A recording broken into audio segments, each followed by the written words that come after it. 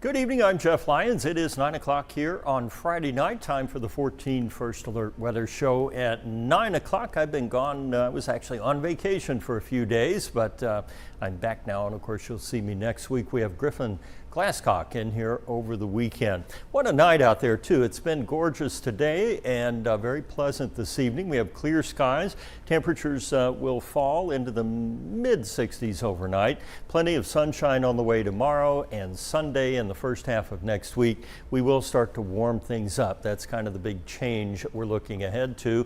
Our thunderstorm risk was really concentrated here around Chicago and northern Illinois this evening. Tomorrow we are fine. I mean, there's no storm chance anywhere nearby. A few clouds and some scattered or patchy ground fog will be possible overnight, but other than that, no disruptive weather through the weekend and into the first half of next week. Our temperatures will dip down to some of their lowest levels here since either early July or late June if we do hit that 58 degrees. That'll be a nice refresher there for what it should feel like in the fall. And you know, fall is what, about a month and a half away or so. So we're getting there, but we will have some more heat to work through next week and humid conditions and a few thunderstorms along the way too. We've not seen as much of that Canadian wildfire smoke overhead as we did earlier in the summer. The fires are still burning up there, perhaps not as intensely, and therefore they're not injecting as much smoke into the weather pattern, at least not that's reaching down here. So these will be some of the clearest nights that we've had for a while. Might be a good one to get out there and try to check out some remaining Perseid meteors. You can still see those. We're going to talk about that in Science Corner in a couple of minutes. Temperatures around the area now range from 80 at Evansville, 72 at Greenville, 71 at Mount Carmel, and our feels like temps all landing there in the mid 70s more or less. The lows today, and again the climate data is not coming in automatically like it normally would, but we were down to about 67 overnight and up to about 88 or 89 this afternoon. So our calendar is going to be missing some days. We've had some kind of technical issue going for much of the week with the link between where the observation is taken and then how it is put back out automatically. We did start the week with a rainy note, an inch and 36 hundredths. That put us in good shape for the month now. We are actually in a surplus, which we haven't done many times this year, by about an inch and a third, and our average temperature is nearly 3 degrees warmer than normal. You know that from the hot, humid weather that we had the last couple of weeks. While our drought situation is fine, we don't have any drought classification here, we are still tinderbox dry out across the Rockies and into Utah, Nevada, and Arizona, and that is probably not going to improve anytime soon. Even if El Nino is as big as advertised, it probably will not tip the scales and get us more rain out there in the west where we need it. Sunny and warm again tomorrow. The rain and thunderstorms will all stay away from us because we have high pressure blocking everything, and that is more common in August. We usually have a really boring weather pattern through August and September. They're the quiet and dry months, and this year, other than all the storms that we've had leading up to this week, we expect to kind of finish here on a quieter note with high pressure in the region. Best chances for rain look like they will arrive on Wednesday night, Thursday, and then maybe again over the weekend. But we're not really looking at widespread heavy rainfall chances. Maybe a few thunderstorms by Sunday next week.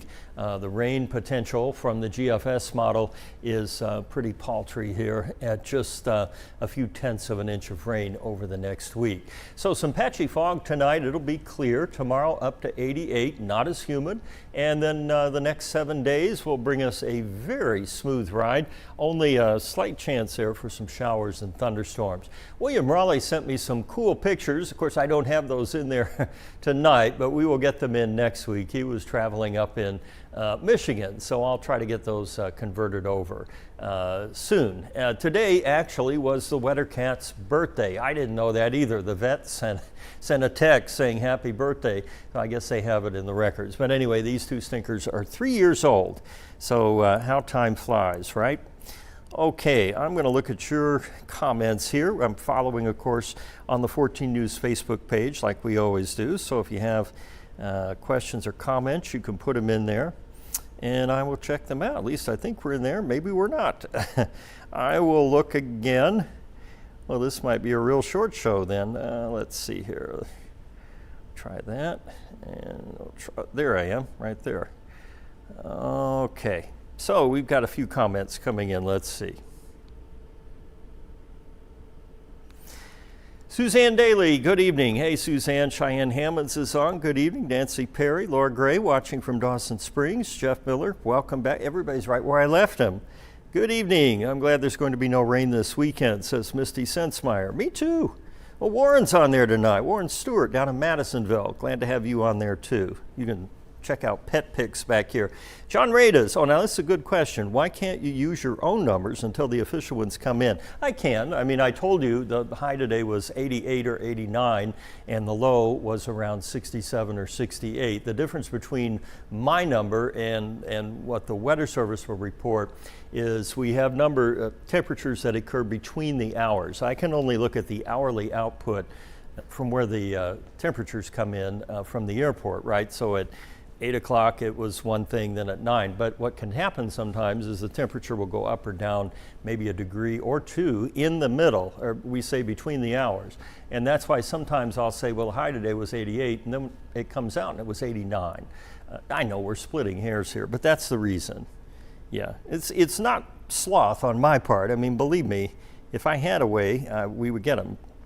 The river levels, Debbie Schwent, I know that Evansville was at 30 feet today.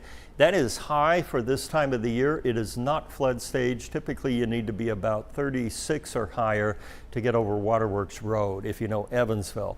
Of course, the Ohio is up, the Wabash is up, and the White River way up because they had record flooding up in Indy, so all that water is still coming down the watershed. I mentioned earlier that you could see, did I show that already? I think I did. Okay, there we go. I mentioned earlier that you could still see a few of the Perseid meteors if you get out there tonight. And just when I was coming in, I noticed it's really, really clear. I mean, much more than it's been in the past couple of weeks. We've either been hazy, smoky, cloudy, but it's really clear tonight. Now, you probably won't see one as impressive as this that Vicki Lynn captured on her security cameras, but if you get out there and look to the north, and you'll need to get away from city lights, you know, the best thing, and I've done this too, if you can get in your backyard and just kind of, you know, shield your eyes from street lights or extraneous light, you can actually see pretty well once your eyes adjust. If you're lucky, we could still see around 40 to 50 an hour. Now the one qualification here is that the moon's out, and now it is a crescent moon, so it won't be quite as bright, you know, as a full moon. So if you look north, you might be able to see a couple of meteors up there tonight. So good luck with that. I've mentioned it many times before, but those meteors that we see, sometimes the space debris that comes in is about the size of a grain of sand or pea gravel. It's not big.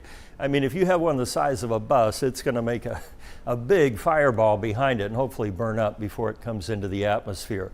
Those things are moving at about 60,000 miles an hour. And to give you some perspective, that would be 45 miles a second. So here to Madisonville, 1 second. Here to almost Vincennes, 1 second.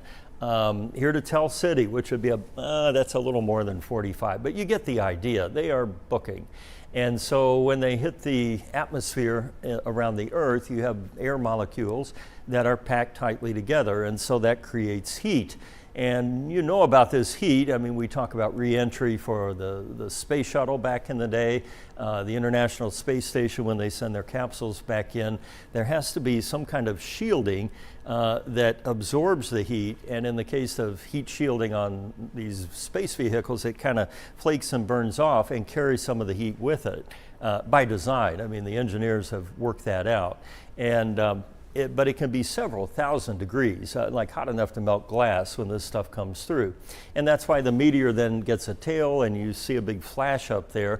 If any of the debris makes it all the way to the surface, then that's a meteorite. We've had a few that have struck the Earth. You know, there's Crater Lake out west. There was a huge meteor that struck in Canada pre-Ice Age, and the glaciers pushed it all the way down into Oregon. That's one of the largest known glaciers, but meteorites in the country.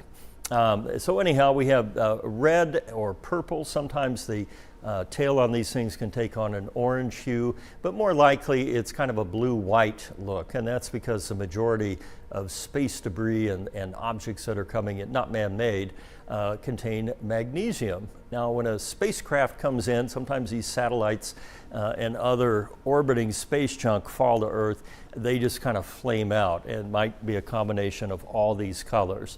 And more often than not, your inbound space debris will land in an ocean. Just statistically, that's where it's going to land. You've got 75% of the Earth covered in water, and so that's good for us, right? But a few sometimes do hit land. That's all I have for you on the Weather Show tonight at 9. I will see you on 14 News at 10 o'clock with a great weekend forecast. Be sure to check out Griffin Glasscock. She's helping out and will be here tomorrow and Sunday night on our evening newscast. Until then, have a great night and thanks for watching.